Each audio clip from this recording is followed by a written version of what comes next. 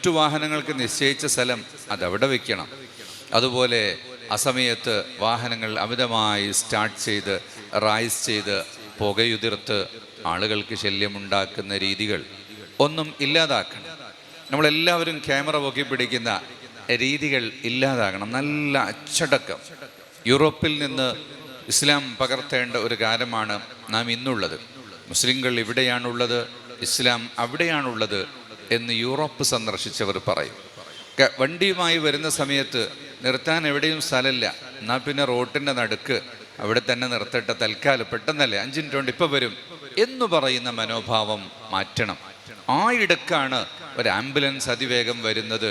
5 മിനിറ്റിൻ്റെ താമസം കൊണ്ടായിരിക്കാം ഒരു രോഗിയുടെ ജീവൻ നഷ്ടപ്പെടുന്നത്. അവിടെ പാർക്ക് ചെയ്യാൻ സ്ഥലം കിട്ടിയില്ലെങ്കിൽ അവരെത്രയും ദൂരെ പോയി കിട്ടിയ സ്ഥലത്ത് പാർക്ക് ചെയ്തിട്ടേ വരികയുള്ളൂ, അല്ലെങ്കിൽ ഇറങ്ങുകയില്ല. ചെരുപ്പ് വയ്ക്കുന്നത് പോലെ തന്നെ മറ്റുള്ളവരുടെ ചെരുപ്പ് അങ്ങോട്ടും ഇങ്ങോട്ടും നീക്കിയിട്ട് എൻ്റേത് നേരെയാക്കി വെക്കുക. പിന്നെ അടുത്ത ആൾ വരുമ്പോൾ ഇയാൾതും മാറ്റിക്കൊണ്ടുപോകുന്ന രീതിയല്ല. വളരെ പ്രധാനമായി നാം സൂക്ഷിക്കേണ്ട ഒരു കാര്യം, നിർമ്മാണത്തിൽ ശ്രദ്ധിക്കാൻ കഴിഞ്ഞില്ല എങ്കിലും ഒരു അഡീഷണൽ ബ്ലോക്ക് വയ്ക്കാം എന്നെനിക്ക് തോന്നുന്നു. ഈ പൈപ്പ് തുറന്നാൽ 5 പേർക്കുള്ള വെള്ളമാണ് ഒന്നിച്ചു വരുന്നത്. അപ്പോൾ സ്പീഡിൽ വെള്ളം വരും, കൈ കാണിക്കുമ്പോഴേക്കും നിറയും, പിന്നെ എടുത്ത് മുഖത്തേക്ക് അടിക്കാം. എന്തൊരു സുഖമാണ്. അത് നമ്മുടെ പഴയ പരിചയമാണ്. പുഴക്കരയിൽ നിന്ന് അല്ലെങ്കിൽ കുളത്തിൻ്റെ അടുത്ത് നിന്ന് അല്ലെങ്കിൽ കിണറ്റിയാരെന്ന് പാളയംകയറിൽ നിന്ന് വെള്ളം കോരിയിട്ടുള്ള ആ വുളുവാണത്. അവിടെ ഇങ്ങനെ വുളു എടുക്കുമ്പോൾ പരിസരത്ത് ആളുണ്ടാകില്ല.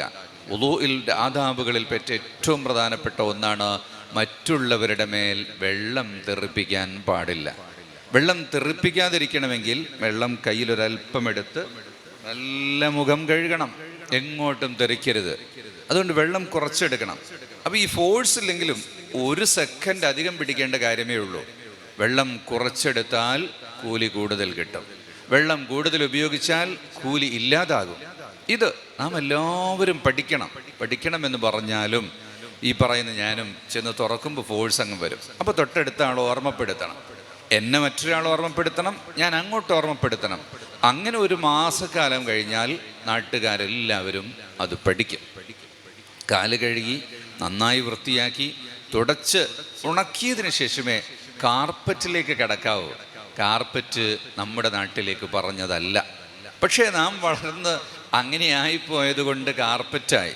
കാർപ്പറ്റാകുമ്പോൾ ഡ്രൈ ഫൂട്ട്, നല്ല ഉണങ്ങിയ കാൽ കൊണ്ട് മാത്രമേ കാർപ്പറ്റിലേക്ക് കിടക്കാവൂ. അല്ലെങ്കിൽ അതിലിങ്ങനെ വെള്ളം ഇറങ്ങി വരും, അതവിടെ പൊടിയാകും. പിന്നെ സുജൂദ് ചെയ്യുന്ന സമയത്ത് മൂക്കിലൂറ കയറും. എല്ലാവർക്കും സൈനസിൻ്റെ അസുഖം വരും, അലർജി വന്നുകൊണ്ടിരിക്കും. അതുകൊണ്ട് ശരിക്കും തമിഴ്നാട്ടിലൊക്കെ വലിയ മുതലാളിമാരുടെ നാട്ടിൽ പോയാൽ കല്ല് വിരിച്ചതാ കാണാം, മാർബിളോ മറ്റും. അത് എല്ലാ ദിവസവും തുടക്കും, അതിൻ്റെ മേലെ നിസ്കരിക്കും, ഒരു കുഴപ്പമുണ്ടാകില്ല. ഇപ്പോൾ കാർപ്പറ്റ് ഉണ്ടെങ്കിൽ നാം അതിനനുസരിച്ച് മാറണം. അതുപോലെ മൂത്രപ്പുരയിലും മറ്റുമൊക്കെ ഇന്നിപ്പോൾ നല്ല ക്ലീൻ ആണ്. ക്ലീനാക്കാൻ ഇത്തരം സ്ഥലങ്ങൾ വരുമ്പോൾ ജോലിക്കാർ കൂടുതൽ വേണ്ടി വരും. അത് നമുക്ക് സാധ്യമാകില്ല. അതുകൊണ്ട് ഓരോരുത്തരും വളരെ ക്ലീനായി സൂക്ഷിക്കുന്ന ഒരു രീതി കൂടെ ഉണ്ടാകണം. അങ്ങനെ വരുമ്പോഴാണ് ഒരു സംസ്കാരം നമുക്ക് ലോകത്തിന് കൊടുക്കാൻ വേണ്ടി കഴിയുന്നത്. അതുപോലെ നമ്മളിപ്പോൾ എല്ലായിടത്തും കട്ട വെച്ചിട്ടുണ്ടെങ്കിലും ചട്ടികളെല്ലാം വെച്ച് ഒരു പച്ചപ്പ് എന്തായാലും വേണം. റസൂലുള്ളാഹി സ്വല്ലല്ലാഹു അലൈഹി വസല്ലം തങ്ങൾക്ക് ഏറ്റവും ഇഷ്ടമുള്ള കാര്യം, നബിതങ്ങൾ കാന യുഹിബ്ബുൻ നളറ ഇലൽ ഖളറാഇ, പച്ചപ്പിലേക്ക് നോക്കാൻ തങ്ങൾക്ക് വല്ലാത്ത ഇഷ്ടമാണ്. അതുപോലെ ഫൗണ്ടെയിൻ, ഒരു ഹൗദിൽ നിന്ന് വെള്ളം ഇങ്ങനെ ഒഴുകിപ്പോകുന്നത്, അത് കാണാൻ നബിതങ്ങൾക്ക് ഇഷ്ടമാണ്. നബിതങ്ങൾ പറയുന്നു, ആ പച്ചപ്പിലേക്കും അതുപോലെ ഒഴുകുന്ന വെള്ളത്തിലേക്കും നോക്കുമ്പോൾ മനസ്സിന് സമാധാനം ലഭിക്കും. അപ്പോൾ ഒരു ഗ്രീനറി നമ്മളിവിടെ ഡെവലപ്പ് ചെയ്യേണ്ടതുണ്ട്. റോഡിൻ്റെ അപ്പുറത്തായാലും ഇപ്പുറത്തായാലും എല്ലാം നമ്മുടേതാണ്. വാഹനത്തിനും റോഡിനും തടസ്സമില്ലാത്ത രീതിയിൽ ഒരു ഗ്രീനറി എന്തായാലും വരുത്തണം. അത് ഈ പോസ്റ്റിൻ്റെ മുകളിൽ തന്നെ പ്ലാന്റർ ബോക്സ് ഉണ്ടാക്കാൻ കഴിയും, അതിനോട് ചേർത്ത് ഇനിയും ഉണ്ടാക്കാൻ കഴിയും. പള്ളിയുടെ ഉള്ളിൽ ഗ്രീനറി വെക്കാൻ കഴിയില്ല, കാരണം അതിൽ ഈ നജസ്സും ഒക്കെ ചേർന്നായിരിക്കല്ലോ വളമിടുന്നത്. അപ്പോൾ അത് ഉള്ളിലേക്ക് കയറ്റി വെക്കാൻ പറ്റില്ല, പരിസരത്തൊക്കെ വെച്ചിട്ടുണ്ട്. അങ്ങനെ ഗ്രീനറിയും വേണം. പിന്നെ ശബ്ദമുഖരിതമാകാതിരിക്കുക എന്നുള്ളത് നമ്മൾ പഠിച്ചേ പറ്റുകയുള്ളൂ. നമ്മളൊരു മയ്യത്തെടുക്കുകയാണെങ്കിൽ, അല്ലെങ്കിൽ ഒരു കട്ടിൽ കൊണ്ടുവന്ന് ഇവിടെ വെക്കുകയാണെങ്കിൽ എല്ലാവരും പറയും ഇങ്ങോട്ട് പിരിക്ക് അങ്ങോട്ട് തിരിക്ക് എന്ന് പറഞ്ഞിട്ടുള്ളൊരു ശബ്ദമായിരിക്കും. അവിടെ ഞാനൊന്നും പറയാതിരുന്നാലും കാര്യം നടക്കും എന്ന് ചിന്തിക്കുക. ആരും മിണ്ടാത്തൊരു സ്ഥലത്ത് ഞാൻ ആവശ്യമായി വന്നാൽ മാത്രം ഞാൻ പറയുക. എല്ലാവരും കൂടെ ഒച്ച വയ്ക്കുന്ന ആ ഒരു രീതി വേണ്ട. മയ്യത്ത് കൊണ്ടുപോകുന്നത് ആംബുലൻസിലായി മാറിയപ്പോൾ പിന്നെ ഈ സ്ട്രക്ചറിൽ എടുക്കുന്ന ഒരു രീതിയുണ്ട്. അതിലാളുകൾ അറിയാതെ മനസ്സിലാക്കിപ്പോയി ഇത് മതിയെന്ന്. മയ്യത്ത് കട്ടിലിൽ തന്നെ എടുക്കണം. അത് മയ്യത്തിനോടുള്ള ബഹുമാനമാണ്. ആംബുലൻസിൽ കൊണ്ടുവന്നാൽ കട്ടിലേക്ക് എടുത്തു വെച്ച് മൂടി വെച്ച് കൊണ്ടുപോയി നിസ്കരിക്കണം. മയ്യത്തിൻ്റെ മൂടി എടുക്കാൻ പാടില്ല എന്നാണ്. കാരണം അത് മയ്യത്തിനുള്ള റെസ്പെക്റ്റാണ്. വലാ യുശ്റത്തു കശ്ഫു ഖിതാഇൽ മയ്യിത്തി വലാ യുസന്നു എന്ന് കർമ്മശാസ്ത്ര ഗ്രന്ഥങ്ങളിൽ കാണാം. മുടിയെടുക്കേണ്ടതില്ല, എടുക്കൽ സുന്നത്തും ഇല്ല. മൂടിയിട്ട് തന്നെയാണ് വെക്കേണ്ടത്.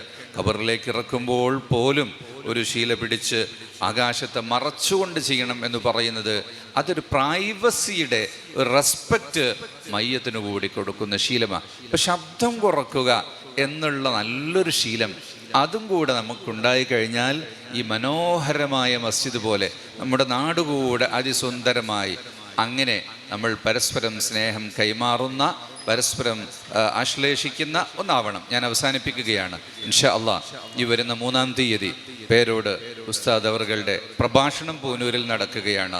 4ഉം 5ഉം തീയതികളിൽ കോഴിക്കോട് ജില്ല SSFൻ്റെ സാഹിത്യോത്സവം നടക്കുകയാണ്. പൂനൂർ എന്ന് പറഞ്ഞാൽ നമ്മുടെ നാടാണ്. ഇതാണ് പൂനൂർ. ഈ നൂറ് നിറഞ്ഞ പൂനൂരിൻ്റെ വെച്ച് ഈ ഒരു ജില്ലയുടെ പ്രോഗ്രാം നടക്കുമ്പോൾ നമ്മളെല്ലാവരും അതിനോട് സഹകരിക്കുകയും അത് വിജയിപ്പിക്കുന്നതിന് വേണ്ടി മുന്നിട്ട് വരികയും വേണം എന്ന് ഓർമ്മപ്പെടുത്തുന്നു. അതുപോലെ ബഹുമാനപ്പെട്ട ഉസ്താദ് അവർകൾ കുറേ നേരം നീട്ടി സംസാരിച്ചു. അത് ഈ ആളുകളൊക്കെ കാണുമ്പോൾ എൻ്റെ നാട്ടുകാരായ ആളുകൾക്ക് ഈ സന്ദേശം കൈമാറണം എന്ന ഒരു അതീവ താല്പര്യം കൊണ്ടാണ്. കാരണം ഇന്ന് രാവിലെ തുടങ്ങിയ ജോലിയാണ്. നോളജ് സിറ്റിയിൽ ക്ലാസ്സും കഴിഞ്ഞ് അവിടെ നിന്ന് വന്ന് എസ്റ്റേറ്റ് മുക്കിൽ താഴ്സിയത്തിനും പോയി, പിന്നെ ഇവിടെയും വന്ന് ഇനി നാളെ സുബഹിക്ക് 6:30 വീണ്ടും ക്ലാസ് സ്റ്റാർട്ട് ചെയ്യണം. ആ നിലയ്ക്ക് കുറച്ച് വിശ്രമിക്കേണ്ട കാലമാണെങ്കിലും ആ ഒരു താല്പര്യമാണ്. ആ ഒരു ദർസ് ഇന്ന് കഴിഞ്ഞ ആഴ്ച 5000-ത്തിലധികം മുഅല്ലിമീങ്ങൾക്ക് ഇജാസത്ത് കൊടുത്തുകൊണ്ട് 5 ലക്ഷം ആളുകളിലേക്ക് ഒരു സന്ദേശം എത്തിക്കാൻ വേണ്ടി ഉസ്താദ് രചിച്ചൊരു കിതാബിൻ്റെ ദർസാണ് നാട്ടുദർസ് എന്ന പേരിൽ ഇവിടെയും ആരംഭിച്ചത്. എല്ലാ യൂണിറ്റുകളിലും അതിൽ നാം എല്ലാവരും ഇവിടെ ബുധനാഴ്ചയാണ് ആ ദർസ് സ്റ്റാർട്ട്. അതിൽ ആബാലവൃദ്ധം എല്ലാവരും പങ്കെടുക്കണം. അതൊരു 30 ക്ലാസ്സുകളാണ്, 30 ദിവസത്തെ ക്ലാസ്സാണ്. ഞാനീപ്പറഞ്ഞ എല്ലാ വിഷയങ്ങളും അതിനപ്പുറം നമ്മുടെ ലൈഫ് സ്റ്റൈലിൻ്റെ മുഴുവൻ കാര്യങ്ങളും തിരുനബി സല്ലല്ലാഹു അലൈഹി വസല്ലം തങ്ങളുടെ വചനങ്ങൾ ചേർത്തുകൊണ്ട് അതിലുണ്ടാകും. അതെല്ലാവർക്കും വേണ്ടിയുള്ളതാണ്. ഏത് വിശ്വാസക്കാർക്കും അതിൽ വരാം. ഇറ്റ് മീൻസ് ഇസ്ലാമിലുള്ള മറ്റേതെങ്കിലും തരത്തിലുള്ള ആളുകളാണെങ്കിൽ പോലും ആ ദർസിൽ അവർക്കൊക്കെ വന്നിരിക്കാം. എല്ലാവർക്കും കേൾക്കാൻ പറ്റിയിട്ടുള്ള നല്ലൊരു ദർസ്. 30 ദർസ് പൂർത്തിയാകുമ്പോൾ അവസാനത്തെ ദർസ് എല്ലാവർക്കും വേണ്ടി ഒന്നിച്ച് മലപ്പുറത്ത് വാദി ഹറമൈനിൽ വെച്ച് സമസ്തയുടെ 100-ാം വാർഷികത്തിൻ്റെ ഭാഗമായിട്ട് ഇൻഷാ അള്ളാഹ് ആ ദർസ് സമാപിക്കും. സമസ്തയ്ക്ക് 100 വയസ്സ് തികയുമ്പോൾ ഉസ്താദിന് സമസ്തയിൽ 50 വയസ്സാണ്. 50 വയസ്സ്, 1/2 നൂറ്റാണ്ട് കാലം ഈ പ്രസ്ഥാനത്തെ നയിച്ച ഒരു വ്യക്തി നമ്മുടെ നാട്ടുകാരനാണ് എന്നത് നമുക്ക് അഭിമാനമാണ്. അതുകൊണ്ട് ഞാൻ അവസാനമായി ഓർമ്മപ്പെടുത്തുന്നത്, ഇവിടെ കഴിഞ്ഞുപോയ ഒരുപാട് കാരണവന്മാരുണ്ട്. ഞാൻ ജനിക്കുന്നതിന് മുമ്പ് കഴിഞ്ഞുപോയ കാരണവന്മാരുണ്ട്. എല്ലാവരുടെയും ചരിത്രവും മറ്റുമൊക്കെ പറഞ്ഞു. ബാക്കി നമ്മുടെ ഈ ഒരു പാംഫ്ലെറ്റിൽ കുറേ കാര്യങ്ങൾ പറഞ്ഞിട്ടുണ്ട്. ഞാൻ എടുത്തു പറഞ്ഞാൽ അത് അവസാനിക്കില്ല. അവരെയൊക്കെ നമ്മൾ ഓർക്കുകയും അവർ ഇവിടെ ബാക്കി വെച്ചു പോയിട്ടുള്ള ഇസ്ലാമിക സംസ്കാരത്തെ കാത്തു സൂക്ഷിക്കാൻ നാം എല്ലാവരും തയ്യാറാവുകയും വേണം. പ്രത്യേകിച്ച് സ്ത്രീ സമൂഹത്തിന് വളരെ കൂടുതൽ ആവശ്യങ്ങൾ വന്നിട്ടുള്ള, അവർ പുറത്തിറങ്ങൽ വർദ്ധിച്ചിട്ടുള്ള ഒരു കാലമായതുകൊണ്ട് തന്നെ അവർക്ക് കൂടുതലായി ദീനീ വിദ്യാഭ്യാസം വേണം. അവർക്ക് വിദ്യാഭ്യാസം ഉണ്ടെങ്കിലേ വരും തലമുറയിലേക്ക് അത് പകരുകയുള്ളൂ. അതുകൊണ്ട് സ്ത്രീകൾക്ക് വേണ്ടിയുള്ള ക്ലാസ്സുകളും നാം ഒഴിവാക്കരുത്. കൂടാതെ നമ്മുടെ മസ്ജിദുകളുടെ നമ്മുടെ നാടുകളുടെ പാരമ്പര്യമായി ഇവിടെ നടന്നു വരുന്ന മൗലിദുകൾ, റാത്തിബുകൾ, മുഹീദ്ദീൻ റാത്തിബ്, റിഫാഇ മൗലിദ്, ബദരീങ്ങളുടെ ആണ്ട് നേർച്ച, അജ്മീർ നേർച്ച, ഇങ്ങനെ തുടങ്ങിയിട്ടുള്ള നമ്മുടെ നാടിൻ്റെ പതിവുകളായിട്ടുള്ള ഇതെല്ലാം നാം ഓർത്ത് നിവർത്തി നമ്മുടെ ക്ലാസ്സുകളിലും നമ്മുടെ നാടുകളിലും വീടുകളിലും അതുണ്ടായിത്തീരണം. അവേലത്ത് സാദാത്ത് മഖാം, അത് നമ്മുടെ കേന്ദ്ര മസ്ജിദ്, ബഹുമാനപ്പെട്ട സയ്യിദ് അബ്ദുൽ ഫത്താഹ് തങ്ങൾ ഓർമ്മപ്പെടുത്തിയത്, നമ്മുടെ കേന്ദ്ര മസ്ജിദ് എന്ന് പറഞ്ഞാൽ അതിൻ്റെ അർത്ഥം നാടൊരുമിച്ചു നിൽക്കുന്നു എന്നാണ്. നാടൊരുമിച്ച് വലിയൊരു നാടായി നിൽക്കുന്നു. അമാനത്ത് നഗർ, സലാമത്ത് നഗർ, സാദാത്ത് നഗർ, CM നഗർ എന്നിങ്ങനെ കുറേ ചെറിയ ജുമാ മസ്ജിദുകൾ അതിൻ്റെ കേന്ദ്രമായി സാദാത്ത് നഗർ നിലകൊള്ളുമ്പോൾ അവിടെ നമുക്ക് വലിയ ദർസുണ്ട്. പുനൂരിലെ മദീനത്തുന്നൂറിൻ്റെ കീഴിലുള്ള ഒരു ഇമാം റബ്ബാനി മദ്രസ, അവിടെ ആ മദ്രസയാണ് ഈ പൂനൂരിൻ്റെ കീഴിലുള്ള ഏറ്റവും ഫാസ്റ്റ് ക്വാളിറ്റി മദ്രസ. അവിടെ പഠിച്ചവരാണ് ഇപ്പോൾ അമേരിക്കയിൽ പോയിട്ട് ഫുൾ ബ്രൈറ്റ് സ്കോളർഷിപ്പിൽ PDF കഴിഞ്ഞ് വന്നിട്ടുള്ളത്. അതുപോലെ ഇപ്പോഴും 3 പേര് അമേരിക്കയിൽ, ഒരാൾ 5.5 കോടിയുടെ സ്കോളർഷിപ്പ് വാങ്ങിയിട്ട്, 2 പേര് 2 വർഷത്തേക്ക് 1 കോടിയുടെ സ്കോളർഷിപ്പ് വാങ്ങിയിട്ട്, വേറെ ഒരാൾ പോസ്റ്റ് ഡോക്ടറൽ ഫെലോഷിപ്പ് പെൻസിൽവാനിയ യൂണിവേഴ്സിറ്റിയിൽ ചെയ്തുകൊണ്ടിരിക്കുന്നുണ്ട്. അതുപോലെ യൂറോപ്പിലെ ധാരാളം യൂണിവേഴ്സിറ്റികളിലുണ്ട് ഇന്ന് മെഡിക്കൽ ഡോക്ടർമാരായിട്ട്, എൻജിനീയർമാരായിട്ട്, NITകളിലെ റാങ്ക് ഹോൾഡർമാരായിട്ട്, ഈജിപ്തിലെ എംബസിയിലെ അംബാസഡർ ആകുന്ന IFSകാരനായിട്ട് ഒക്കെ മാറിയിട്ടുള്ള 10-30ഓളം വിദ്യാർത്ഥികൾ സിവിൽ സർവൻസായും പ്രൊഫസേഴ്സായും ഡോക്ടറേറ്റ് അനന്തര ബിരുദം നേടിയിട്ടൊക്കെ വന്നിട്ടുള്ളത് നമ്മുടെ ഇമാം റബ്ബാനി മദ്രസയിൽ നിന്ന് പഠിച്ചിട്ടുള്ള വിദ്യാർത്ഥികളാണ്. അവർക്കൊക്കെ നമ്മൾ ഭക്ഷണം കൊടുത്ത് വളർത്തി. അൽഹംദുലില്ലാ, പുറംനാട്ടുകാരുടെ സഹായം നമുക്ക് ധാരാളം ഉണ്ട്.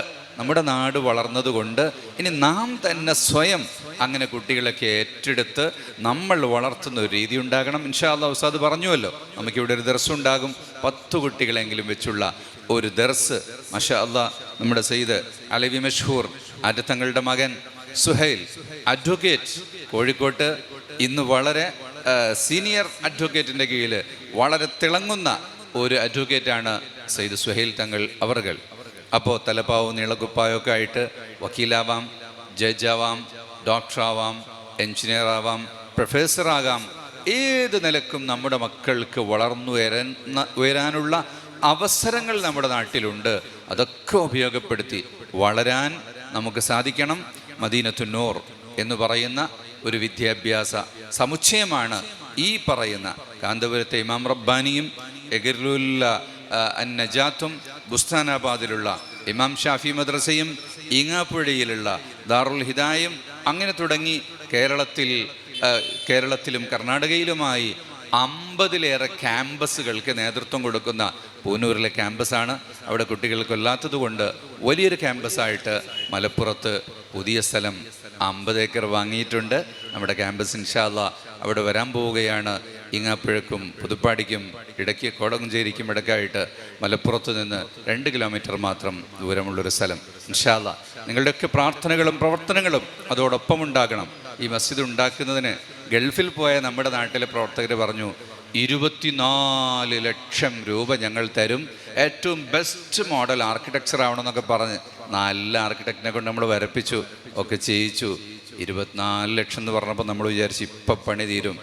പിന്നെ ആ പൈസ എടുക്കാൻ അവർക്കും ഗൾഫിൽ പല ബുദ്ധിമുട്ടും വന്നു, നീണ്ടുപോയി. അങ്ങനെ നമ്മൾ നാട്ടുകാരൊരുമിച്ച് കൂടി മുത്തുനൂർ അഹ്ദൽ തങ്ങൾ എന്ന് നാട്ടുകാരോട് തന്നെ ഒരു നല്ല പിരിവെടുത്തു. അത് പിരിഞ്ഞ് ഇപ്പം എത്ര 60-ലോ 90-ലോ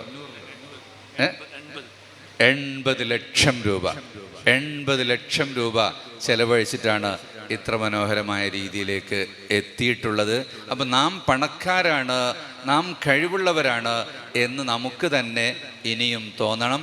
അതുകൊണ്ട് മറ്റാരെയും കാത്തിരിക്കാതെ നാം നമ്മുടെ ആവശ്യങ്ങൾ പൂർത്തീകരിക്കുന്നതിന് ധാരാളമായി ചെലവഴിക്കുന്ന ഒരു സ്വഭാവം നമ്മിലുണ്ടാകണം. ഗൾഫിൻ്റെ മക്കളുടെ അവരുടെ ആ ഒരു മോട്ടിവേഷനും അതിനുശേഷം അവർ ധാരാളമായി അവർ പ്രവർത്തിച്ചിട്ടുണ്ട്. അവർക്കെല്ലാം അള്ളാഹു വലിയ അനുഗ്രഹങ്ങൾ ചെയ്യട്ടെ, ബറക്കാത്തുകൾ ചെയ്യട്ടെ. പ്രത്യേകിച്ച് ഈ നാട്ടിലെ മുസ്ലിം സഹോദരന്മാർ നമ്മുടെ പഴയ കാലത്തുള്ളതുപോലെ തന്നെ ഒരു സൗഹാർദ്ദത്തിൻ്റെ പ്രതീകമായി അവർ ഈ മസ്ജിദിനെ സഹായിച്ചു. ഇന്നും വേദിയിൽ വന്നുകൊണ്ട് വിജയ് അല്ലേ, വിജയൻ, തമിഴിൽ പറയുമ്പോൾ വിജയ്, വന്ന് നമുക്കൊരു സംഭാവന നൽകി. അപ്പോൾ വേറെയും പലരും തന്നിട്ടുണ്ട്. ഉമ്മിനി എന്ന് പറയുന്ന സഹോദരി ഉൾപ്പെടെയുള്ള ഒരുപാട് ആളുകൾ സഹായിച്ചിട്ടുണ്ട്. അള്ളാഹു അവർക്കെല്ലാം അനുഗ്രഹം ചെയ്യട്ടെ. എന്തായാലും ഒരു പരിപാടി നടക്കുമ്പോൾ അതിൻ്റെ അവസാനത്തിൽ ഒരു പിരിവുണ്ടാകും എന്നൊരു ധാരണ നമുക്കുണ്ടാകും. ഇന്ന് പിരിവില്ല, പക്ഷേ അടുത്ത തവണ ഇൻഷാ അല്ലാഹ് നമ്മൾ കൊടുക്കണം. അപ്പോൾ ഇടയ്ക്ക് പിരിവുള്ള പരിപാടിയും പിരിവില്ലാത്ത പരിപാടിയും ഉണ്ടാകും. പക്ഷെ നമ്മുടെ കാര്യങ്ങൾ നാം തന്നെയാണല്ലോ നടത്തേണ്ടത്. അള്ളാഹു നമ്മുടെ നാട്ടിൽ നിന്ന് മരിച്ചുപോയിട്ടുള്ള കാരണവന്മാർ, കുടുംബക്കാർ, ഉമ്മമാർ, ഉപ്പമാർ എല്ലാവർക്കും അള്ളാഹു പുറത്തു കൊടുക്കട്ടെ. ഖബറുകൾ റാഹത്താക്കി സന്തോഷമാക്കി കൊടുക്കട്ടെ. ജീവിച്ചിരിക്കുന്നവർക്ക് അള്ളാഹു ദീർഘായുസ്സും ആഫിയത്തും തരട്ടെ. പുതുതലമുറയെ, ജൻസി, നമ്മുടെ മക്കൾ, അവരാണ് നമ്മുടെ ഭാവി. അവരെ നമ്മൾ സ്നേഹിച്ച് നെഞ്ചോട് ചേർത്ത് നിർത്തണം. ഇൻഷാ അല്ലാഹ് ഈ മസ്ജിദ് ജൻസിക്ക് വേണ്ടിയുള്ളതാ. കാരണവന്മാർക്ക് നമുക്കൊക്കെ പഴയ പള്ളി മതി. അപ്പോൾ ഈ പുതിയ കുട്ടികൾക്ക് വേണ്ടിയാണ് ഈ മസ്ജിദ് ഉണ്ടാക്കിയിട്ടുള്ളത്. അതുകൊണ്ട് നിങ്ങളുടെ കേന്ദ്രമാണിത്. നിങ്ങളിത് വന്ന് ഉപയോഗിക്കുകയും ഉപയോഗപ്പെടുത്തുകയും വളരുകയും വേണം എന്ന് ഓർമ്മപ്പെടുത്തി വാക്കുകൾ ചുരുക്കുന്നു. അസ്സലാമു അലൈക്കും.